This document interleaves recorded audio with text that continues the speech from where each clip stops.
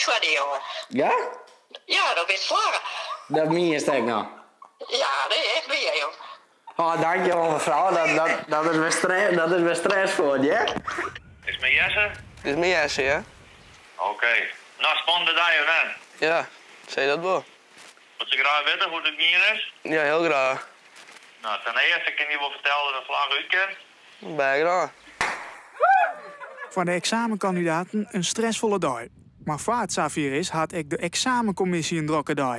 Zij kon pas van de morgen de definitieve civilisten opmaatsen. We weten natuurlijk wel de scores, maar de scores op zich, dat zegt nog niet zoveel. Je hebt daarvoor ook nog nodig de normering.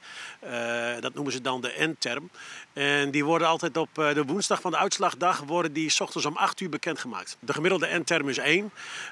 Bij een moeilijk examen kan dat richting de 1,5 of zelfs 2 gaan. En bij een gemakkelijk examen gaat het naar beneden, richting de 0.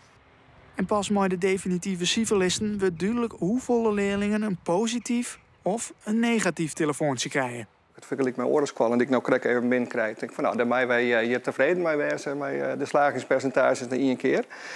En het valt mij eigenlijk alles mee.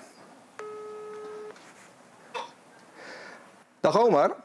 Hallo. Met Hendrik Elzinga. Hallo. Hey, ik mag jou feliciteren, Omar. Je hebt het hartstikke goed gedaan. Gefeliciteerd. Ja.